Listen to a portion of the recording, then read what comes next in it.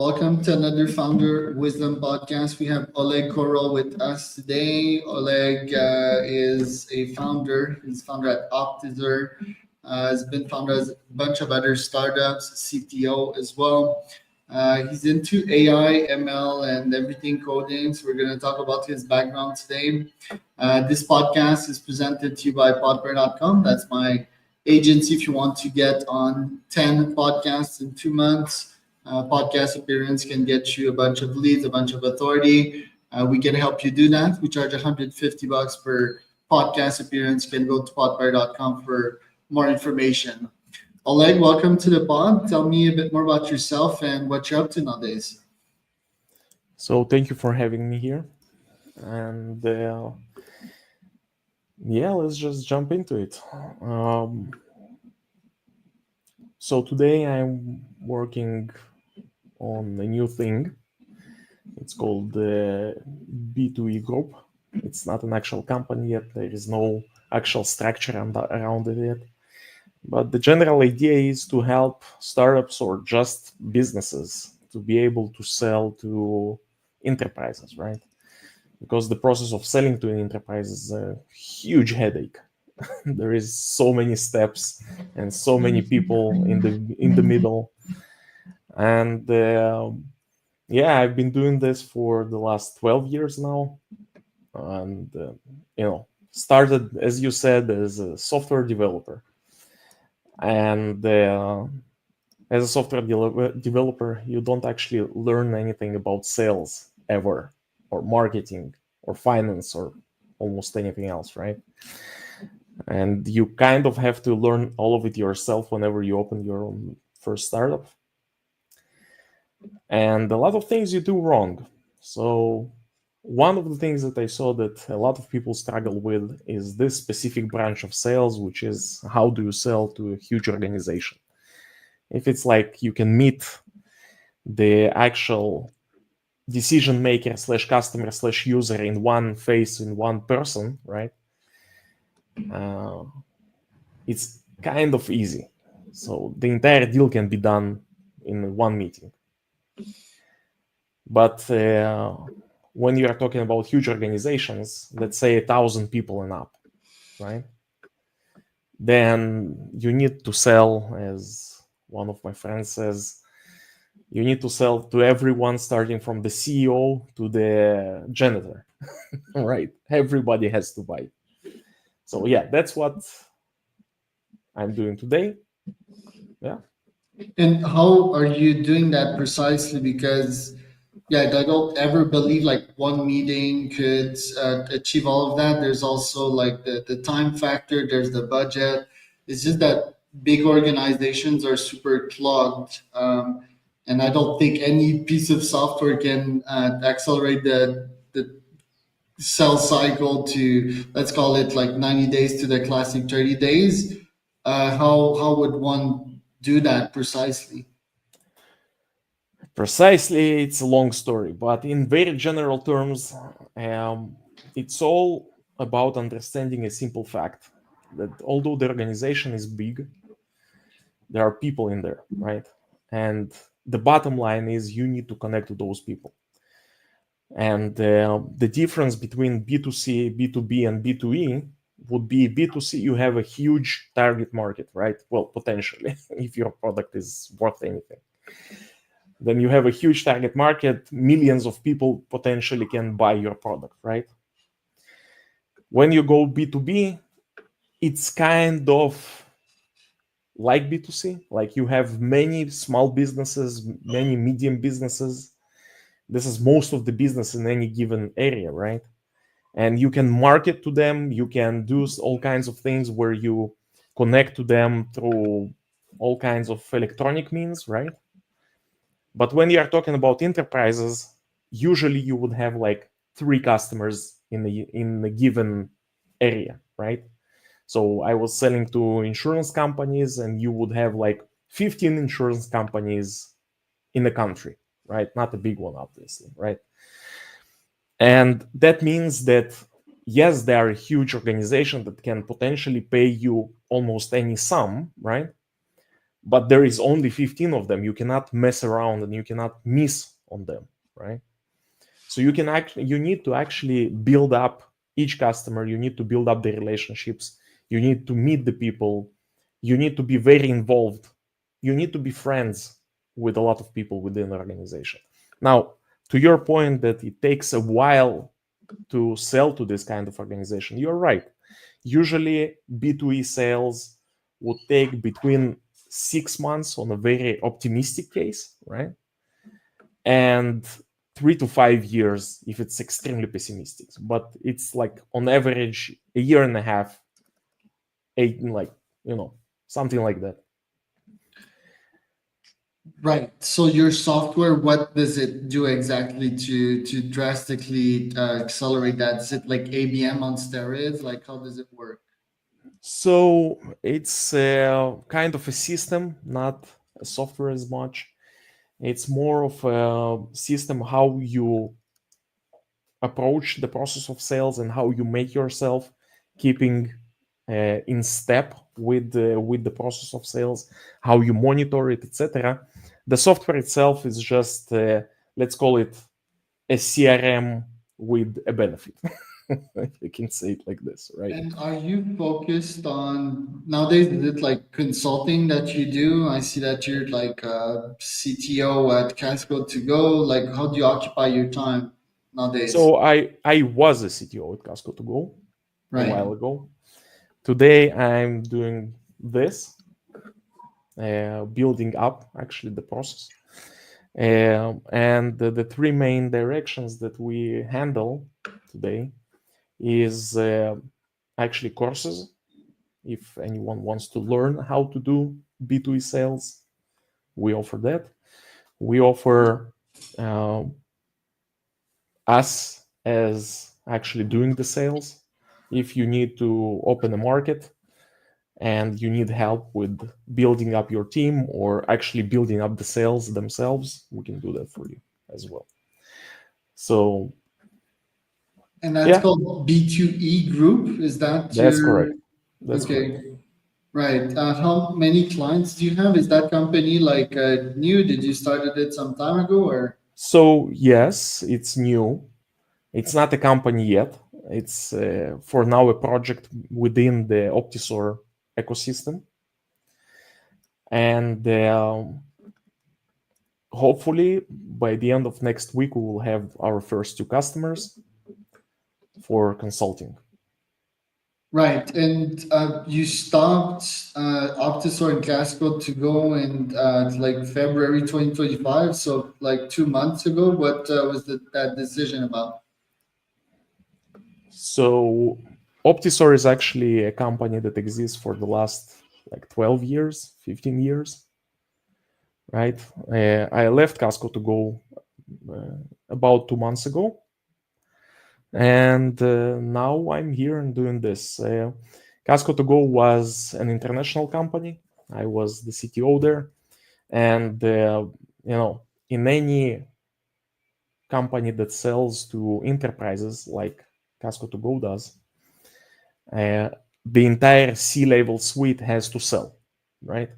You can be a CTO, you can be a CIO, you can be whatever whatever you want to be, but you have to be part of the sales process because the counterparts, the other side of the table, are always people that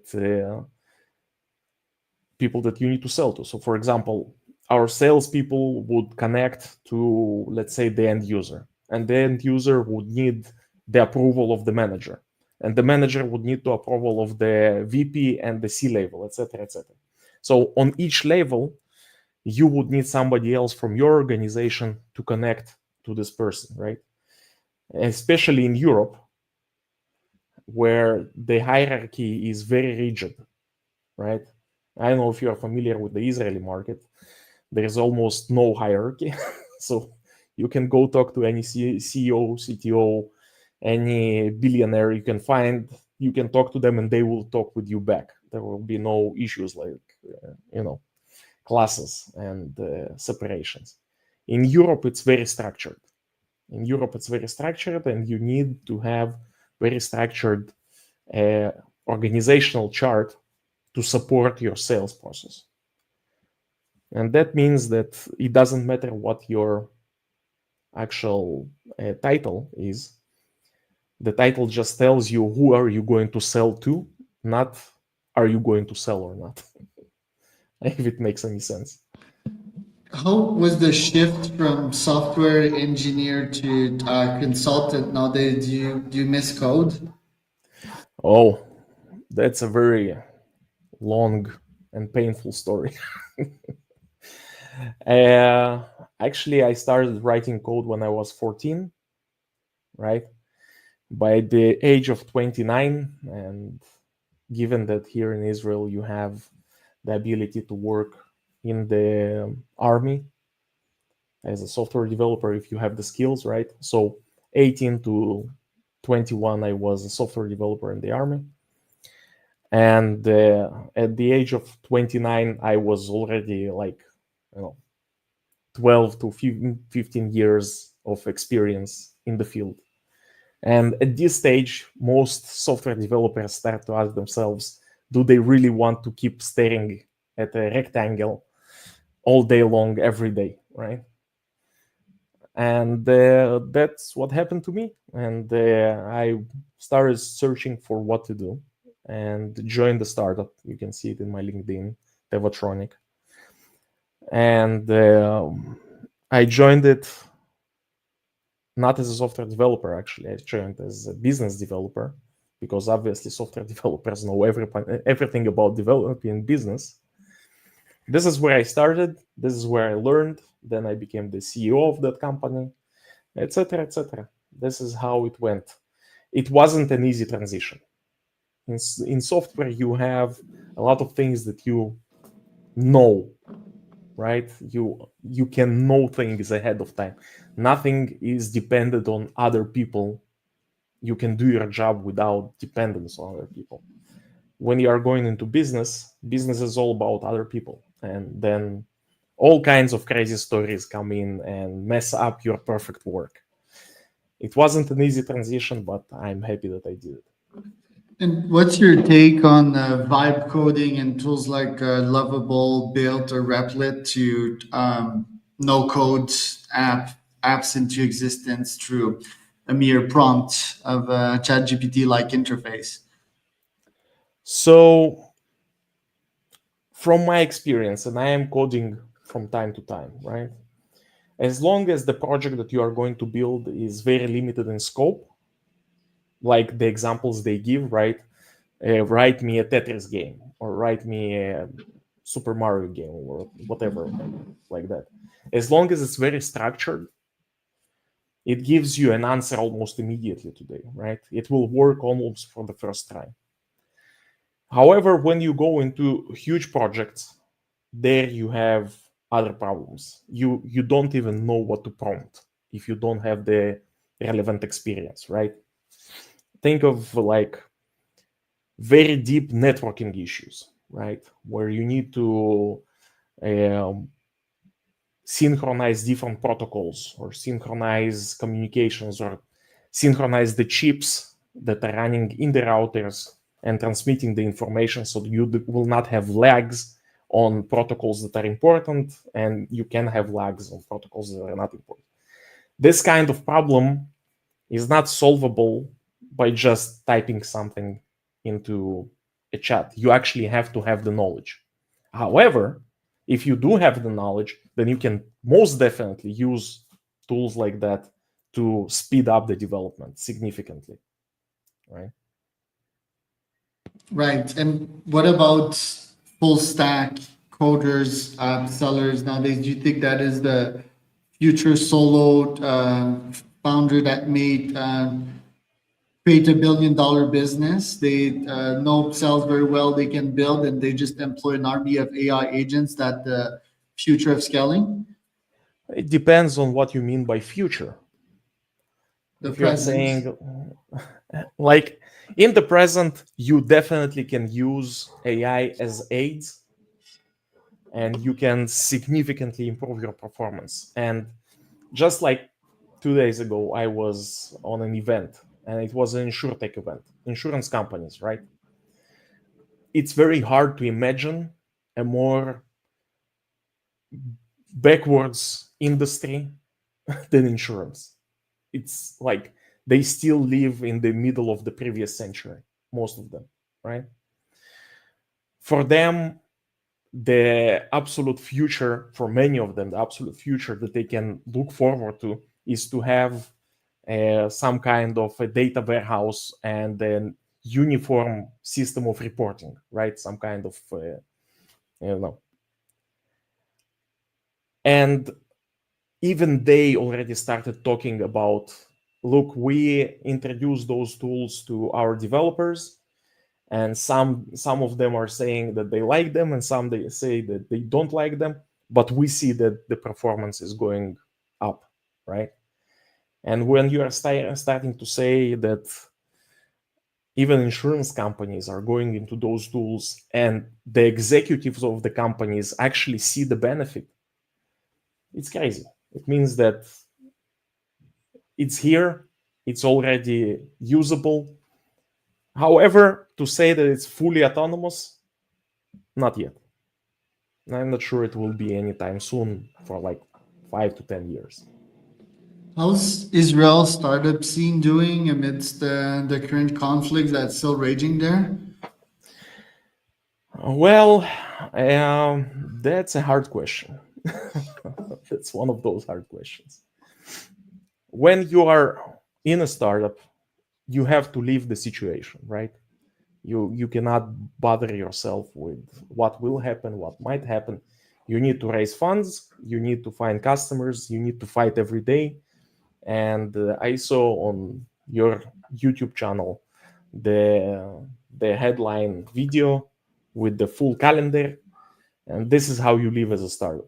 Like, you don't really have time for politics, right? However, it does on a micro scale create a problem. It creates a problem with investments, it creates a problem with the financial institutions such as banks, right? You have inflation, you have all kinds of side effects that damage the ecosystem. However, it's still going strong. So, like, on this same event that I was talking about, uh, 80 new startups were added to the organization in the last, I think he said, 6 months. And this is only insurtech, right? Right, and is it frustrating to be in the middle of that? Is it confusing at times? Because and do you get like distracted from the startups if you see like people shooting outside your house, literally? That actually happened. Yeah, I know. I saw that on your post. That actually happened. Yes, those days, like the first few days of this current conflict, were kind of crazy, right? And everything did stop. We had to move our employees to all kinds of areas where there is less of a hassle. But work uh, did not resume in full force for like 2 months at least. In the ecosystem and especially in the company itself. So we were able to work. We did the work because we had to work. We worked with the European companies, right? And European companies didn't have the same issue. So they needed support and they needed uh, somebody to call. So we worked with them. But yeah, it did leave a mark. Let's say it like this. So how do you manage your emotions and your focus when that's raging around you and you have a startup to build and a livelihood to earn? Another good question. How do you manage all of this? Honestly, I've been living in this country since 91. And since 91, there is always all kinds of craziness going on, right? In the 90s, it was buses blowing up, then all the intifadas, etc., etc. It's never quiet. And humans as a species are very adaptable. Eventually, you get used to everything. As an example, right? I was working with this Casco to Go company for a while, and it was even before the Ukrainian war. And um, a lot of our colleagues were from Ukraine. And every time there was a shooting here, I live close to the Gaza Strip, and they were shooting at us all the time with rockets. Every time there was a rocket attack, I would stop this discussion like we're having right now. It was in Zoom, but still, I would stop the discussion and go into the shelter and come back after a few minutes. And they were asking me, how can you live with this? This is crazy. This is insane. Like, your kids are going to school. Aren't you worried what happened to them, etc.? And then 2022 happened in Ukraine, right? And in the beginning, again, it was crazy and it was a lot of shock, etc., etc. But in 23, I was asking them, how do you live with it, right? They have bigger missiles coming at them. They have bigger guns pointed at them, a bigger power fighting them, right? And they're mostly okay. That's the situation. Nobody is going into a shelter, even people getting used to the situation. And here in Israel, I think we somewhat got used to it, right?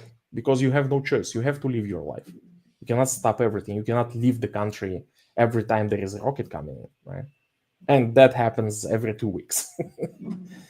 So, Yeah, yeah. and there's a lot of founders and CEOs, Israeli CEOs and founders that I talked to that have stopped everything that they're doing and started fighting for their country. Has that crossed your mind?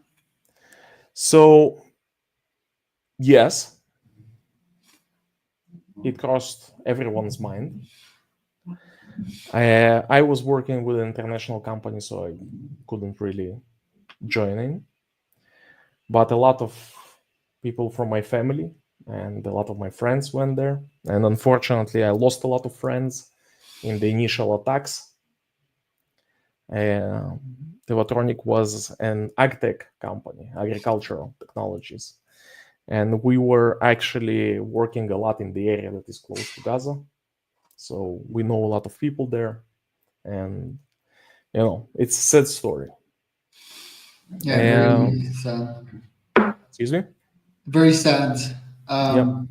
Does that make you like grittier as a startup founders? Like a normal startup challenge, just a piece of cake. If you're being launched rocket at and you're losing friends, does that make you a better founder? I think it gives you perspective, right? There is a lot of fear of failing, right? We as a human, we don't like to fail. We consider it less happy to gain $1,000 than we consider it sad to lose $1,000, right? Yeah. So we don't really like to lose. But when you get a different perspective on life, maybe it's just easier to cope with the inevitable many failures that you will have as a startup founder, like especially first time, right? That's very unfortunate and sad truth, actually. This is very sad. But this is the situation, and you played the hand you are dealt, right? And what's next for you this year? What are your top goals? This year, I have, I think, one major goal, specifically one. This B2E group thing, I want to close the first 3 customers this year and to bring them the value that they're looking for. And this is my short-term goal. I learned from my previous startups and previous businesses that long-term goals are great as long as you survive your first year. Yeah, yeah, I love Just that. survive the first year and then think about what will happen next. Love that. So money in, first of all, and then surviving the first year. Where can people find out more about you, Oleg? So now you can find out more about me on my LinkedIn. We will get the B2E group website up within the next 2 weeks, I hope. And there will be more information there. That's about it. Love it. That was Oleg Korol and Charles Cormier for another CEO Wisdom